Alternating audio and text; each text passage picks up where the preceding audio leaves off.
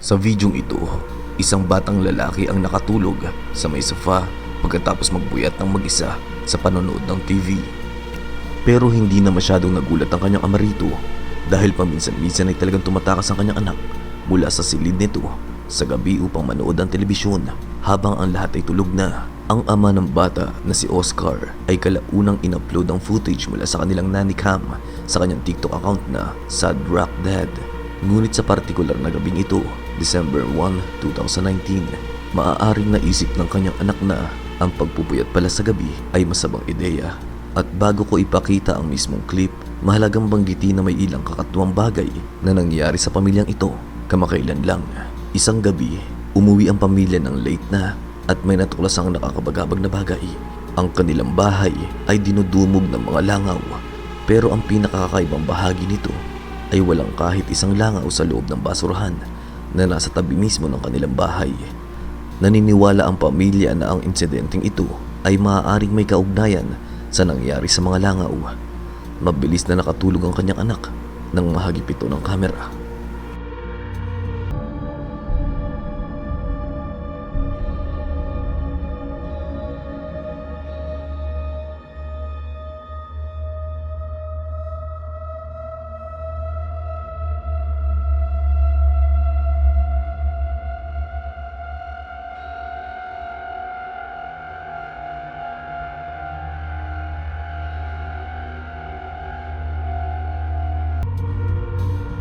Habang sinusuri ang footage, napansin ni Oscar ang isang figura na nakatayo sa hallway kahit na walang ibang tao sa bahay ang gising. Sa oras na yun, 3:00 na ng madaling araw at ang isang figurang mukhang tao ang lumitaw mula sa dilim. Ang figura ay nakatayo lamang doon nang hindi gumagalaw, pero hindi ito nakaligtas sa pansin ng anak ni Oscar na nagpapalit-palit ng posisyon sa may sofa. Ilang sandali lang ang nakalipas at ang pinaka nakakatakot sa lahat, ang figura ay tila naglaho sa hangin. Tulad ng iba pang miyembro ng pamilya, si Oscar ay naniniwala na ang insidenteng ito ay maaaring may kinalaman sa pangyayari nung una tungkol sa mga langaw. Paranormal man o hindi, ang buong sitwasyon ay nakakapangilabot. Sabihin natin na hindi nga ito paranormal, pero mas nakakatakot kung totoong tao nga ang nakunan na pumasok sa loob ng kanilang bahay.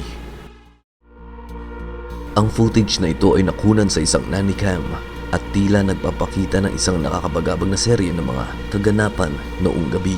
Sa video, makikita ang isang ama na nakahiga sa kama kasama ang kanyang anak nang biglang may nangyaring kakaiba. Ang ilaw sa banyo ay hindi inaasahang bumukas na mag-isa, pero ang susunod pang mangyayari ay tila mas nakakakilabot. Scary friend. Scary friend. Ang bata ay nagsimulang paulit-ulit na magsalita ng mga salitang scary friend. Sa pag-aalala, bumangon ng ama upang tingnan kung ano nga bang nangyayari at pumunta sa banyo. Ngunit sa sandaling pumasok siya ay meron pa palang kakatuwang pangyayari.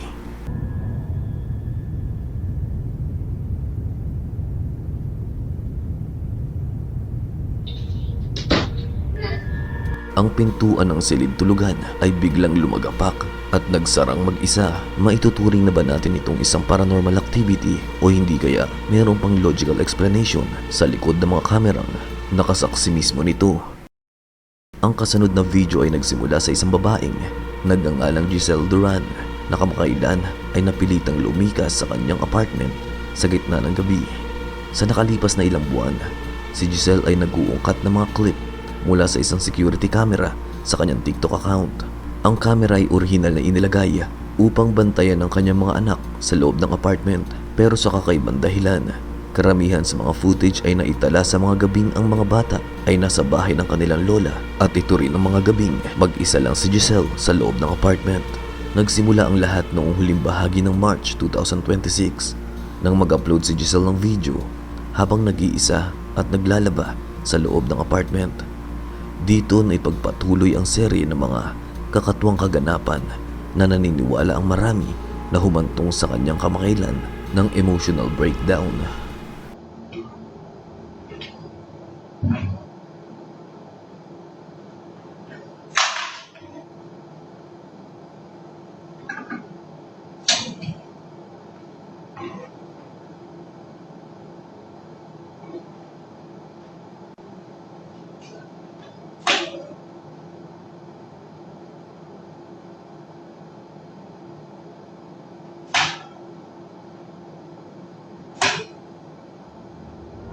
Sa una, tila hindi naman ito malaking bagay, ngunit ang sandaling ito ay nagmarka ng unang tunay na kakaibang insidente sa loob ng kanyang apartment.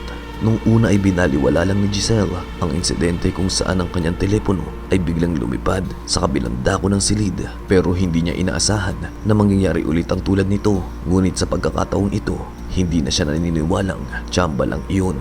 Noong March 28, 2016, nakuna niya ito sa kamera at sa puntong ito, nararamdaman na ni Giselle na hindi siya nag-iisa sa loob ng apartment.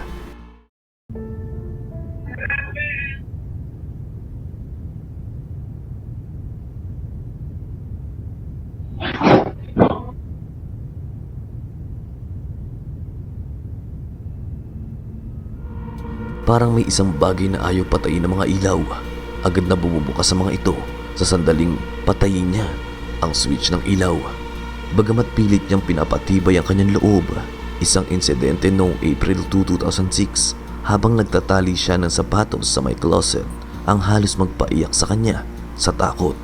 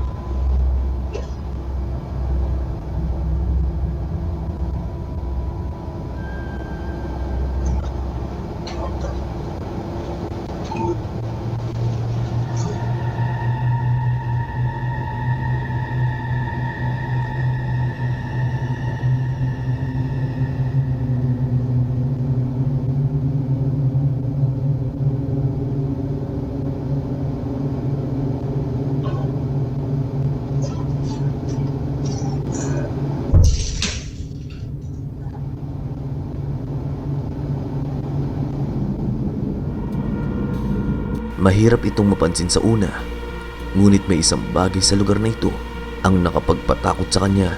Kung susuriin natin maigi ang footage, ang bag na nakapatong sa lamesa ay tila gumagalaw na mag-isa, na tila ba ito ay may sariling buhay. Dahil dito ay labis na nabagabag si Giselle. Pagkatapos ng insidenteng ito, nagdesisyon siyang seryosohin na ang mga bagay-bagay. Tulad ng mga naunang kaganapan, hindi niya maipaliwanag kung paano gumalaw ang bag o kung ano mismo ang humawak sa kanya. At siguro iyon ang pinaka nakakatakot na bahagi ng buong kwentong ito. Sa puntong ito, nakumbinsi na si Giselle na maaaring mayroon ngang mali sa apartment. Pagkatapos isang gabi, matapos magising sa isang ingay sa loob ng kanyang kwarto, ito ang nangyari. No sé de dónde es. Obviamente no me voy a levantar a ver qué es. Pero tengo miedo. Estoy temblando del miedo.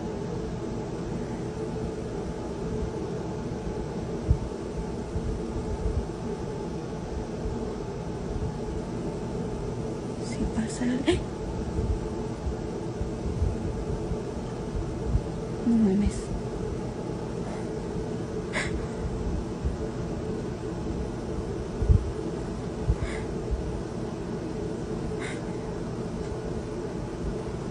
No mames. Creo que hay alguien atrás de la puerta. O algo. Tengo miedo. Tengo miedo. Tal vez era mi imaginación, no miré mal. Pero salí corriendo de ahí porque ya no puedo. Ya no sé qué hacer. Son las 4 de la mañana. Pero sé que había algo ahí, sé que miré algo y no estoy loca. No estoy loca. Tengo que entrar a trabajar al rato y no he dormido nada. Estoy nerviosa, no sé qué. Dahil sa naipong takot mula sa mga naunang insidente at sa mga lumitaw na figura sa pinto, Tuluyan nang nagpanik si Giselle sa gabing iyon. Agad siyang tumakbo palabas ng kwarto nang hindi man lang nililingon kung naroon pa ang madilim na figura upang makatakas ng mabilis. Sumakay siya sa kanyang sasakyan at dumiretso sa bahay ng lola ng kanyang mga anak, kung saan nagdesisyon siyang manatili na lang ng tuluyan. Ang sumunod na video na ito ay katulad ng marami pang nannycam camera recording na tila nakakahuli ng mga ilang bagay na kakaiba at hindi may paliwanag. Isang babaeng nagangalang Joanna ang nag-upload ng footage na ito matapos mapansin ng isang hindi pangkaraniwang bagay sa loob ng silid tulugan ng kanyang batang anak na babae na si Evelyn. Si Evelyn ang unang anak ni Joanna. Bago siya isilang, si Joanna ay nakaranas ng dalawang nakakalungkot na pagkalaglag ng sanggol. Ito ang dahilan kaya naging overprotected siya kay Evelyn, kaya madalas niyang tingnan ang nannycam na nakamonitor kay Evelyn. Isang gabi, habang nakatitig sa feed ng camera, napansin ni Joanna ang isang orb na malapit sa crib ni Evelyn. Okay. That's not possible. What the f*** is that? What is that? What is it? Look at the way. Look. It's lingering. Is it the light outside? Like...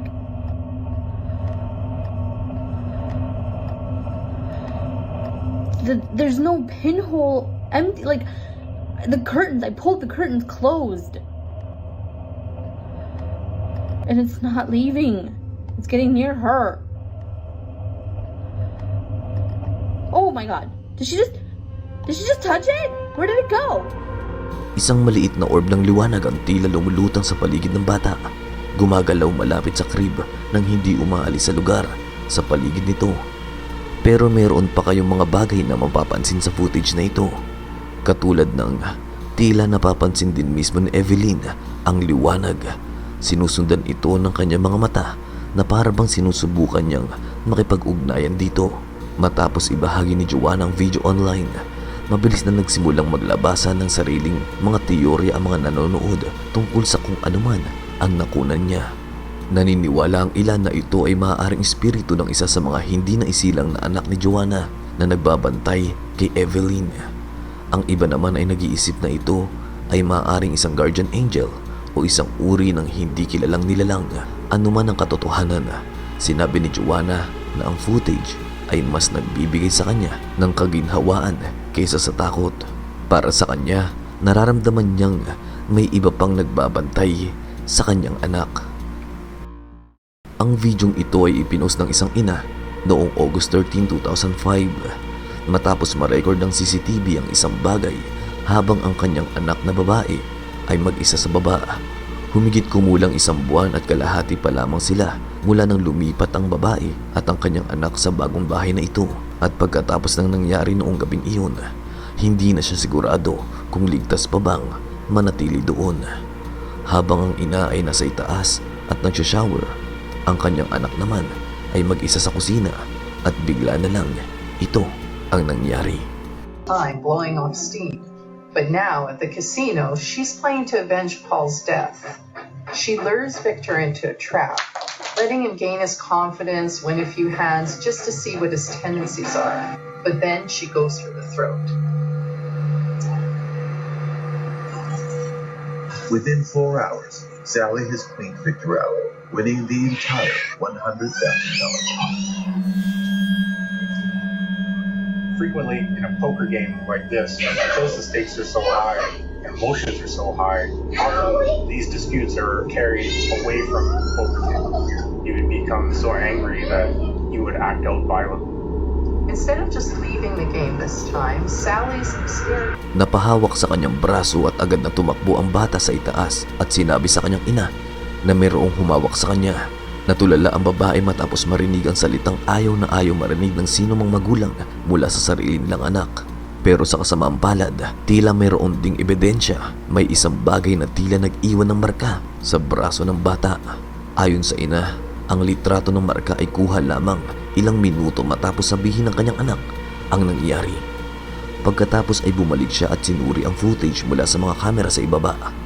Ngunit matapos makitang walang ibang tao sa malapit, wala siyang ideya kung ano ang iisipin sa sitwasyon na iyon.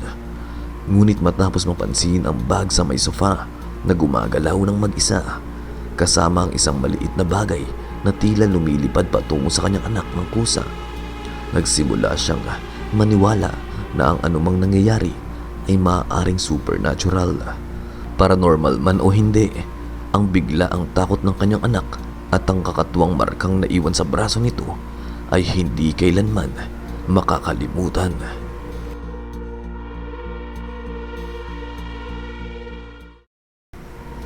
Isang ina ang naglagay ng kamera sa loob ng silid ng kanyang anak na babae at nakahuli ng isang bagay na talagang nakakabagabag. Ayon sa ina, nagpasa siyang ilagay ang kamera sa kwarto ng kanyang anak matapos mapansin na ang bata ay paulit-ulit na nagigising sa halos kaparehong oras ng gabi. Madalas siyang nakakarinig ng mga kakatuwang ingay mula sa silid tulugan at minsan ay parang may ibang boses pa sa loob ng kwarto kasama ang kanyang anak. Sa pag-asang sa wakas ay malaman kung ano nga ba ang nangyayari sa gabi, in-install ng ina ang kamera sa kwarto. Ngunit wala siyang ideya na ang footage na maire-record niya ay mag-iiwan sa kanya ng takot at pagkabahala.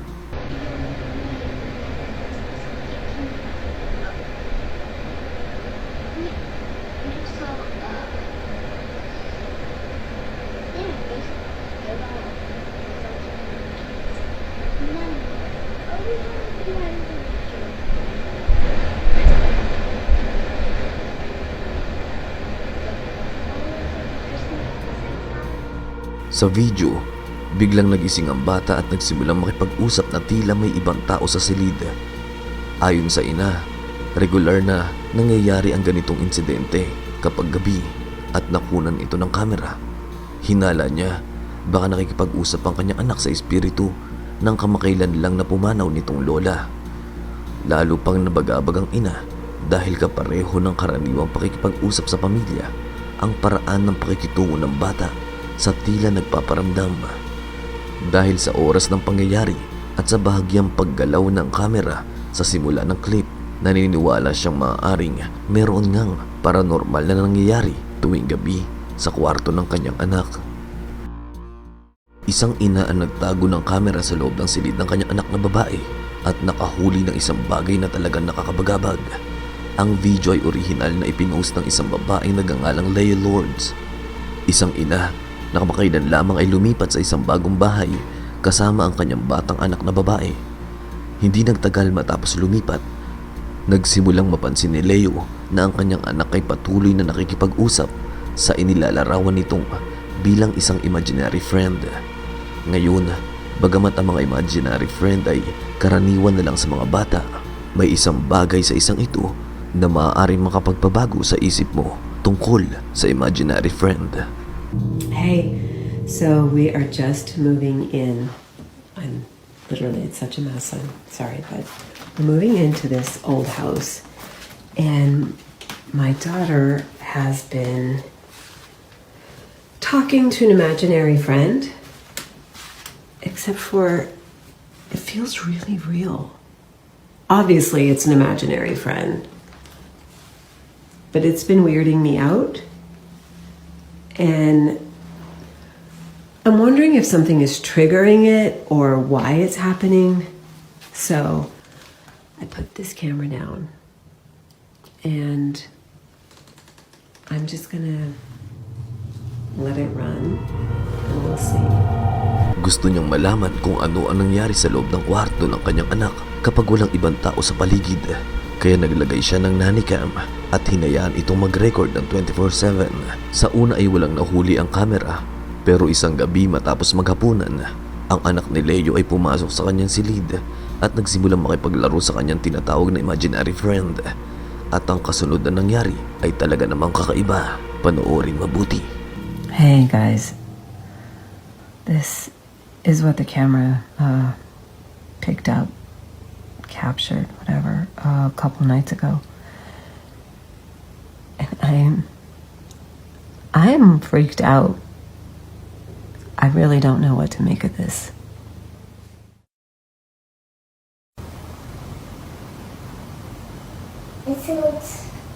beautiful and funny. What he was doing? Do you want to play?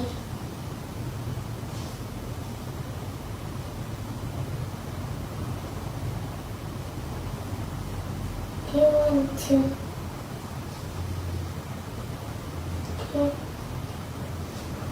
Do you want to sleep?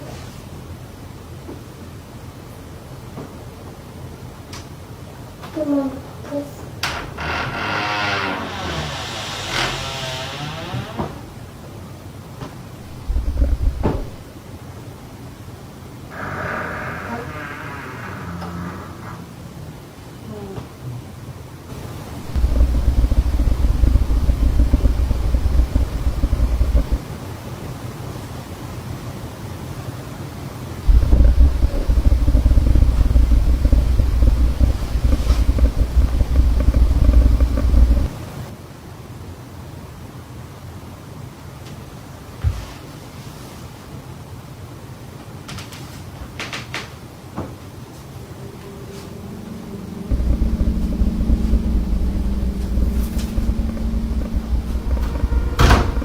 Sa isang pagkakataon, ang pinto ng silid tulugan ay biglang bumukas ng buong buo ng mag-isa.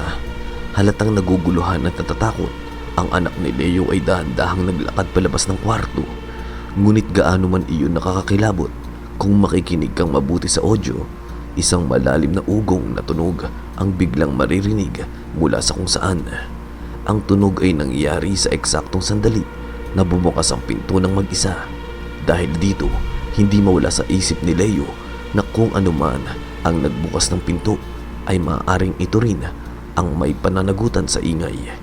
At sa kanyang isipan, ang imaginary friend ng kanyang anak ay maaaring may kaugnayan sa kung anuman ang nangyari noong gabing iyon. Hanggang ngayon, hindi pa rin niya mawari kung ano ang eksaktong naganap. Ngunit nananatili ang tanong, ito ba ay tunay na isang paranormal na bagay o may iba pang paliwanag sa likod ng nakuha ng kamera?